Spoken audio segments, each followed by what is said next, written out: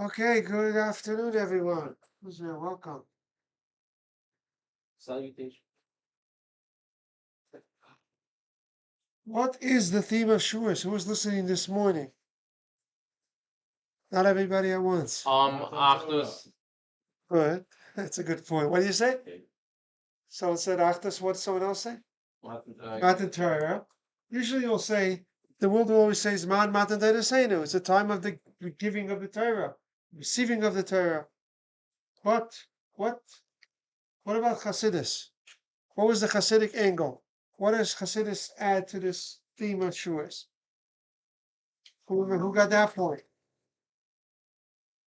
Achdus and Joel. The nice in our Torah. We focus on Chassidus focuses a lot on how Shavuos was not just the giving of the Torah, but we entered into a relationship with the author of the Torah, with Hashem Himself. That's worth much more deeper, much more powerful than just getting the information and the mitzvahs, checklists, and knowledge. This is a marriage with Hashem, so to speak, as the Mishnah describes it. Okay. Because the question is asked, what really was the big deal by Matan Torah? Well, what are you making a whole celebration, such a big focus, an exciting holiday about it? They already had Torah before. Remember we discussed in the other class. It says even Noach studied Torah. Rashi mentions many examples in Pshutei Shel Mikra, the literal level. Right? Avram Avinu knew Torah. It says he kept entire Torah, even Erev Tavshilin. It says that the others in general, Yaakov, it says he sent a message to Esau that him Lavan Garti v'tayag mitzvah shamarti, all the mitzvahs were fulfilled, and so on and so forth. Yosef is sending messages with his father about what they learned. You have Levi in Mitzrayim learning. What didn't they have before? They were learning Torah. They were doing mitzvahs. What is the novelty? What's the big deal that happened in Matan Torah? So, what Chassidus explains it, and so many Mamorim and Sichos reiterate this point from different angles, was that it was about the relationship with Hashem, not just the giving of the Torah. It was the nice in Torah that we connected with. No, I'm going to tell you a bunch of ways to say it. It was the fusion of heaven and earth. Gashmias and Ruchnias start to become able to be combined. The ability to elevate and bring sanctity to physical and material items. This started Matan Torah. This is the Chassidus perspective. It wasn't just we got the Torah. We actually got empowered and charged with a mission to transform the world. And the ability to do this started then. All the mitzvahs that our fathers and forefathers did before then, they didn't have any holiness. They didn't have any change. They didn't bring any holiness into the physical world.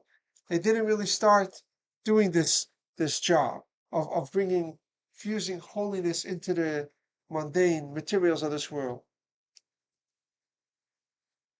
The whole Judaism, the whole purpose of creation is really attached to this point, to Dira B'Tachtainim, to make the physical world a dwelling place for Hashem. That's why all the mitzvahs, as explained, have a physical component. Even the few mitzvahs that are primarily emotional or verbal, they're still considered they have a impact on the physical world. The Gemara rules that Akima Svasa have a Maisa, that the movement of the lips constitutes an action. It makes sound waves. It makes ripples there. It has an effect in the physical world. Physical is not just hard matter. It's oxygen and there's an interaction. There's something going on. All mitzvahs, to be a mitzvah, has to have some kind of impact on the world, and even the emotional ones causes the heart to beat faster when you're excited. That is a physical impact on the world. All mitzvahs are about this point. It says that in Kabbalah that Yaakov Avinu, there's a mysterious episode in Parashat Vayetze where talks about Yaakov doing strange things with the sticks and breeding the sheep and doing all these things. So the Zohar actually has a whole mystical spin on it that he was doing with these sticks, these stripes with the sticks, were really like he was accomplishing spiritually the concept of tefillin, which is like stripes on the hand. I mean, that's what the Zohar says. But the Rebbe points out in the Sikha, but when he was done, you could throw the sticks down on the floor. It didn't have any holiness. There was no ability for the physical item to retain holiness before Matan Torah. This is what changed on Matan Torah. When the Torah was given, when Hashem went by Har Sinai, that now we're able to actually bring holiness into the physical realm. This started to really do the mission of creation, the whole purpose of creation. Till then was like practicing prep. We were finding the Jewish people preparing, practicing the others were similar banim. They were doing things. They were preparing us, but the main job starts with Matan Torah, and thereby elevating and transforming the world. This prepares the world to receive and contain the revelation of Hashem's essence. This is also known as the ultimate and final redemption through Mashiach. That's what we're talking about. Everything we say about Mashiach, it's all going to be brought about through our mitzvahs and our impact on the world, refining and transforming and elevating and impacting the world with holiness, within the guidelines and structure of the Torah and the mitzvahs, the will of Hashem, revealed in the Torah. And this is what Mashiach is going to be. Finally, the world will be a suitable home for Hashem's reality to be actually manifest. And not in a way that it overrides the world and makes us nullified, but that the world that he created, which is by definition so distant from him, so low, able to challenge and rebel and ignore, and question Hashem, so on, is going to embrace Hashem because we refined it through the mitzvahs. And this is our job. We have to refine ourselves, the world, in anticipation of Mashiach. This started with Matan Torah. Now, Chassidus talks about this all the time, but it always brings this, like everything in Chassidus, it's not really saying a novel point. It just shines a light on a medrash sometimes, or another source in the Talmud that people didn't appreciate or focus on as much. So here's the medrash that Chassidus always brings. This is Shmois Rabbah, Parshas Ve'era. Amar David, Afal Pisha Gazar HaKadosh Baruch Hu, even though God decreed, Hashemayim Shemayim LaHashem, Ve'oretz Nasan Le'Yada. Even though Hashem declared that the spiritual, the heavens, is for Hashem, and the world, the land, the earth, is given over to people. So there's this division. Mashal L'ma Davar Daima. Try to challenge yourself to remember this abbreviation. Though the quiz that I mentioned before Shavuot, we're going to do a quiz on all these classes. I doubt I'm going to throw this in. But that would be a good extra credit. It's Mashal L'ma Hadavar Daima. An analogy to what this is comparable to. L'melech Shegazar, to a king that decreed for Amar and declared, B'nei Raimi lo yardu l'Surya. The people from Rome, the residents of Rome, cannot go to Syria. B'nei Surya lo yalu l'Raimi. And the citizens of Syria cannot go up to Rome.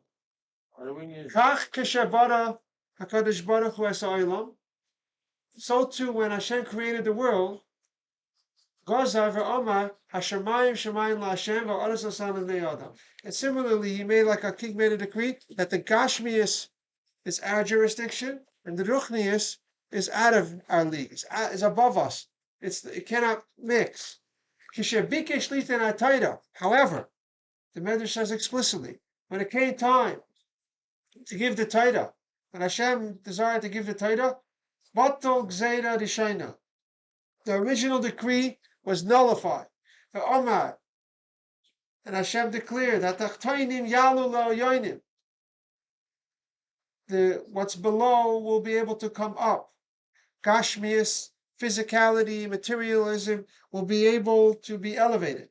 Ve'oyoinim Yardu L'Tachtainim. And holiness, spirituality, real holiness, that's godliness, will be able to descend and permeate the physical and the mundane. V'ani amaschil. This is very important. And I will start the process, Hashem says. Shenema vayeded havaya al Har Sinai. And Hashem descended on Har Sinai. This medrash makes this verse so much more powerful. It looks like you read it in the story. Yeah, Hashem came down to Har Sinai. Whoa, slow down. You know what that verse is saying? This is saying that the whole decree changed. From now on, the physical, we're able to bring holiness and godliness into physical. And it had to start with Hashem. He gives us the power to do it. So only Hashem could really bridge that gap between the holy and the mundane. Hashem says, I'll start it.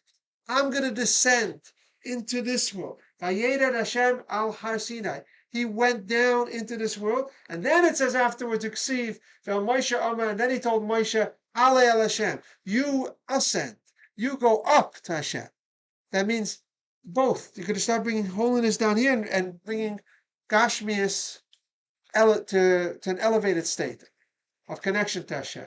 This is the famous medrash that Hasidus really makes the focal point of the real theme of Shavuos, that it was about a major change in the world that started. All other holidays we celebrate what Hashem did for us. Pesach, a lot of it did all the makkos, I should add here, right? He took us out of Egypt, all the plagues, all the miracles, the fireworks, he split the sea. That's what we celebrate Pesach.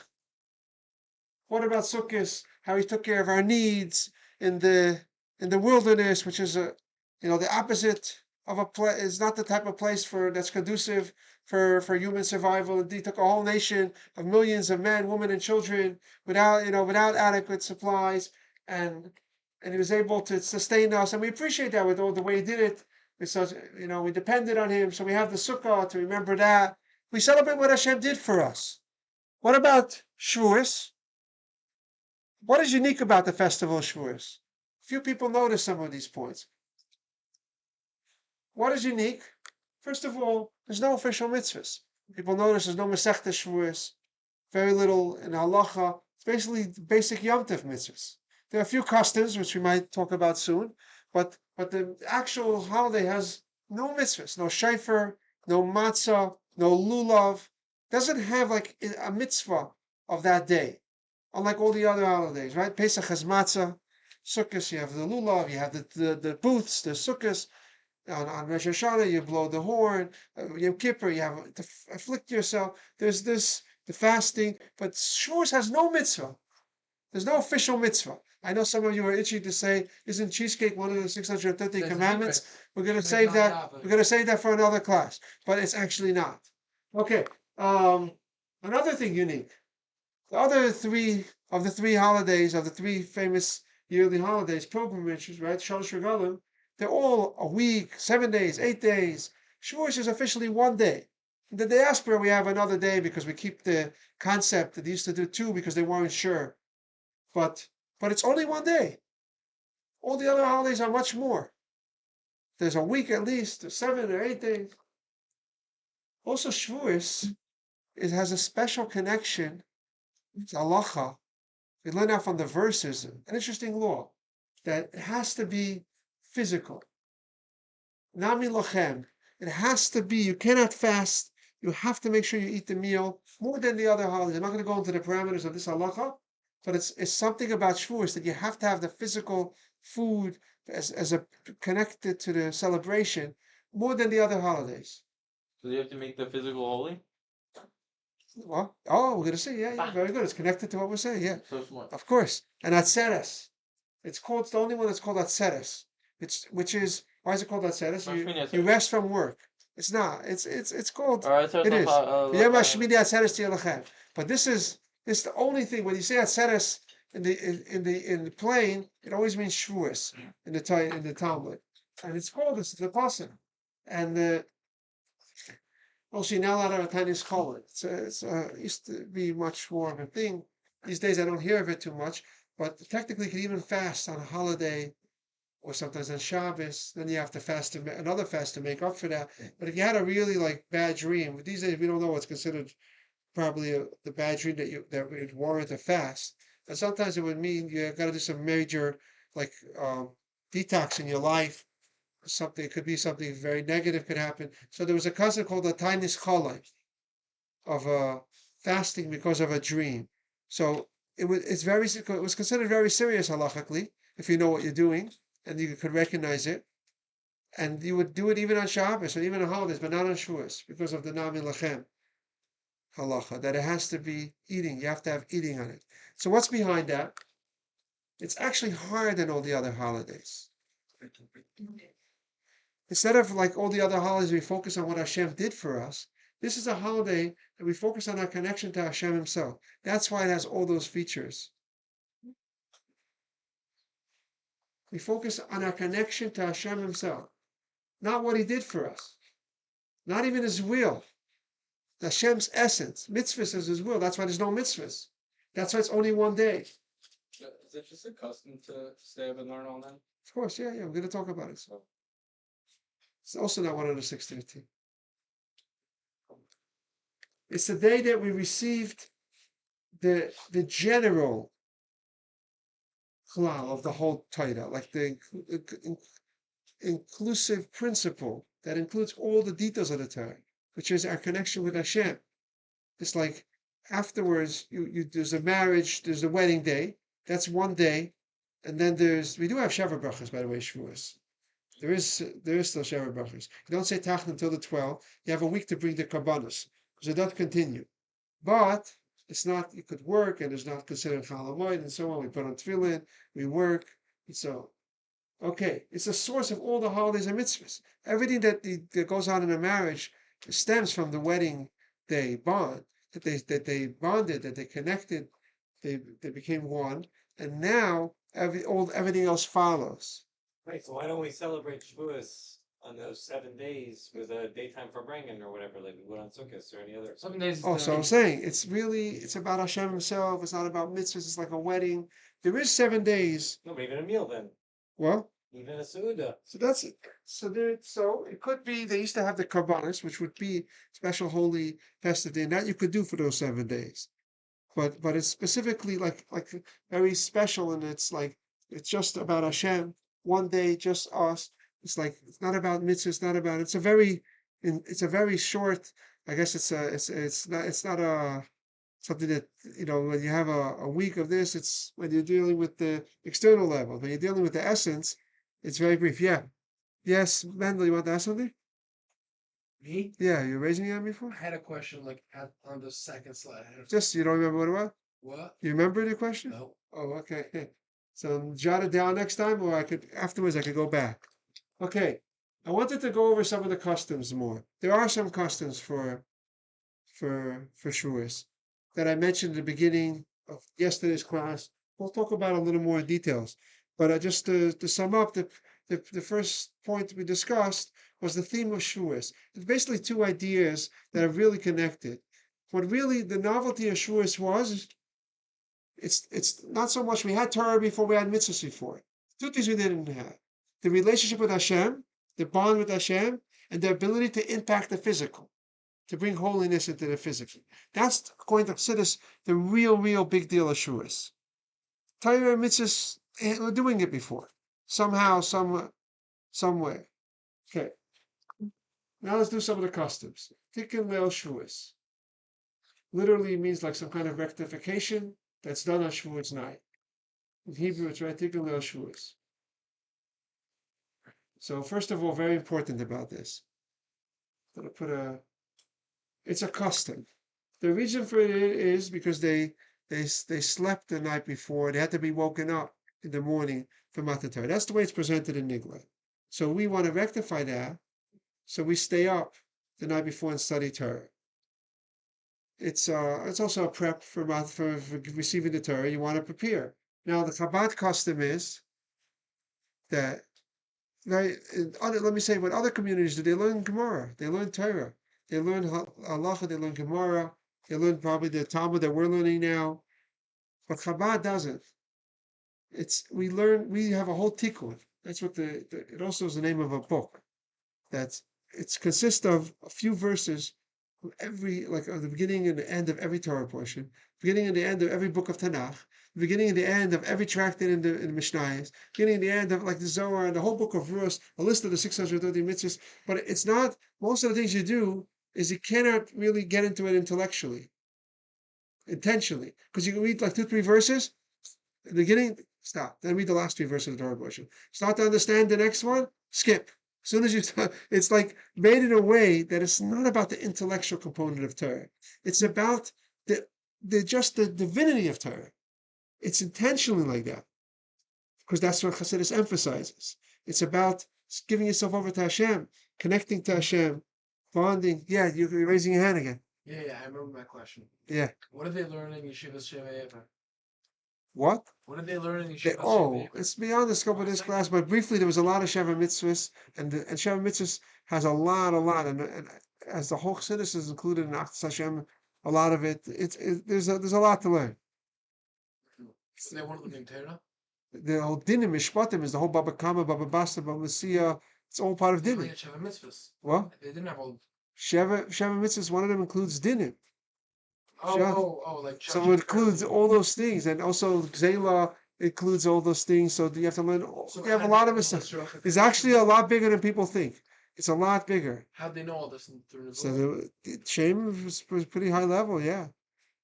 Noach knew, and Shem knew, and David, and Avram went. Yeah. Okay. So here's the thing. This is very important. Listen up. Whoever's here at least should know this. It's very. This is a custom. It's a beautiful custom. It's a nice custom. But what's more important? To do to stay up and do this all night, or what about Shema in the morning? That's a biblical requirement. So if you're gonna try to stay up, and it makes it very unlikely for you to do Shema the next morning, it's definitely the wrong thing to do to stay up more than you can handle. Same thing with Aseret Adibris the next day. There's a minyan Aseret Adibris. Davening with a minyan Aseret Adibris is so special. The Alter Rebbe says the words you have to try very hard to daven with the minyan. So if you're going to stay up because you think you're doing something holy, it's pure Yetzer Hara. It's telling you to do what you can't handle. If it's going to be on the cheshbon of you missing Kriyas Torah or davening with the minyan, Aseret Adibris is special. It's supposed to be like a re-experiencing Sinai. So why would someone coming from the Yetzer Tov do something that sabotage that experience? It's obviously not the correct thing. Even more important, we said Shavuot is all about the achtos, right? Some people, when they don't sleep properly, they're all grumpy and irritable, and they have no patience for other people, and they think the other people are being annoying. Really, they just didn't sleep properly. So you really have to know yourself. There's a chance you're going to miss Shema, or you're going to miss Aseret Adibris, Chas v'Shalom, or compromise davening with the minyan, or patience, being nice to other people because you didn't sleep properly. Don't be holy and stay up till 4 or 5 in the morning trying to do the whole tikkun. You're mixing up what's really important. It's a classic Yetzer Hara in our times, right? You see, it's a famous one of this. Unfortunately, a big misconception. But you're here in yeshiva to learn. This I see, unfortunately, a lot. People say that Tehillim is a very holy, special thing to do. Shavuos Avarchim is good for you spiritually and your children. But the Frierdiker Rebbe put. He put like 20 pages in the back of the Tillim of anecdotes about the power of Tillim. But he put 2 paragraphs before the Tillim. And it says such strong words. Don't be a fool to ever not to say Tillim when it said there's enough Tillim in davening for your davening to go up. In davening, they already put on a few paragraphs of Tillim. Don't ever miss the minyan because of saying Tillim. Frierdiker Rebbe put it in the front of the Tillim. If he takes from the Lavush, from other things that he printed, every Chabad Tillim has it. People don't know. You know what's worse than saying Tillim and missing the minyan? Judging people who do it. Because don't think that they're low, they're bad, because they don't get it. They had bad examples, they didn't realize it, they don't know. But it's a similar thing. People think they're staying up. Whenever it comes to these things, you have to realize what's your priority. What does Hashem want from me? Not what I want. Okay? Then there's a famous sikh about why did they go to sleep? It wasn't so simple. It says Hashem made it help them. There was no mosquitoes biting that night. Because there's a certain, when you're a very high spiritual level, which they reached already, 49 levels of every day they were getting closer and closer. Remember already 5 days earlier they reached Ishachad B'Levachad.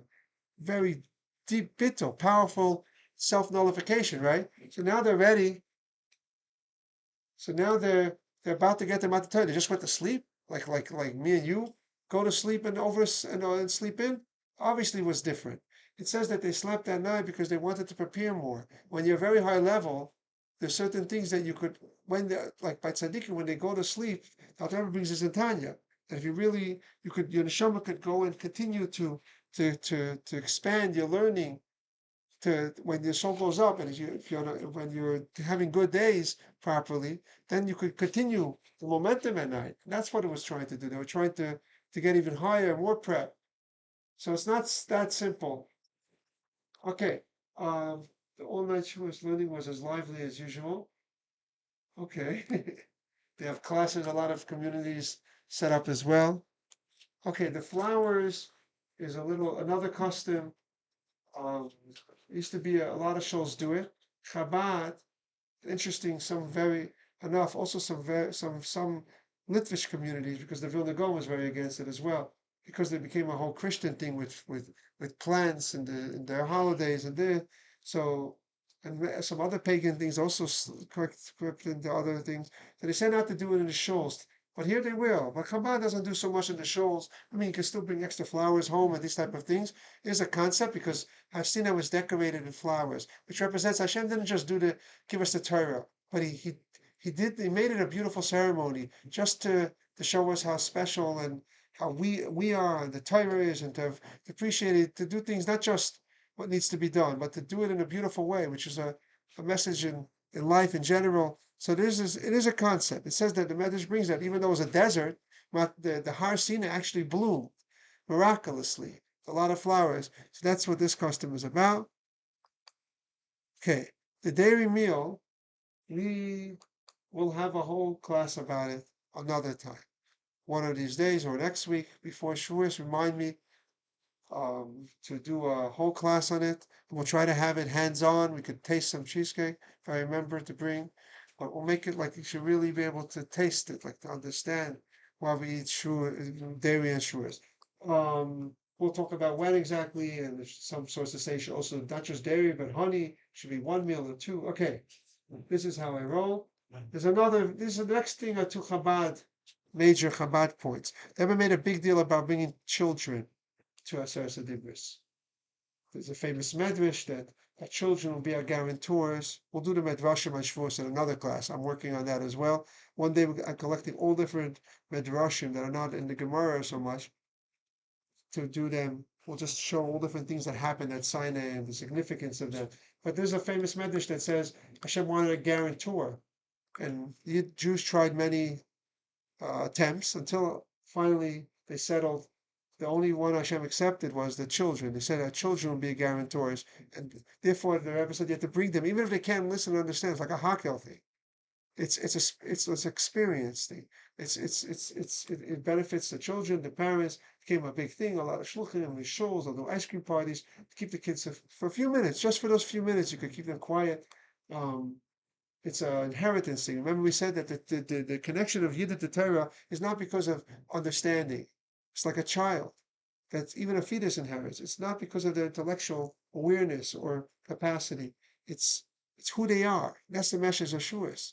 That we have an intrinsic connection to Torah, to Hashem, the noise of Torah, that's beyond our intellectual abilities and beyond our intellectual usage, how much we're using our abilities, right, to learn Torah. It's unaffected by this. Our bond is intrinsic. And there's one more. So there's a fifth one. We mentioned Tikkun Ashuras, flowers. These are all customs. Bringing children recommended. Then there's the Rebbe always talk about strengthening chitas, because Shavuos is connected to all three. It's the Yahrzeit of David HaMelech, who the author of Tehillim, the primary author of Tehillim, is Shavuos, is David HaMelech. It's also the Chumash is Moshe Rabbeinu. The Torah was given on Shavuos. So Chumash Tehillim, and Tanya is the Baal Shem Tov's Yahrzeit, and which is expressed through Tadisha B'Ksav.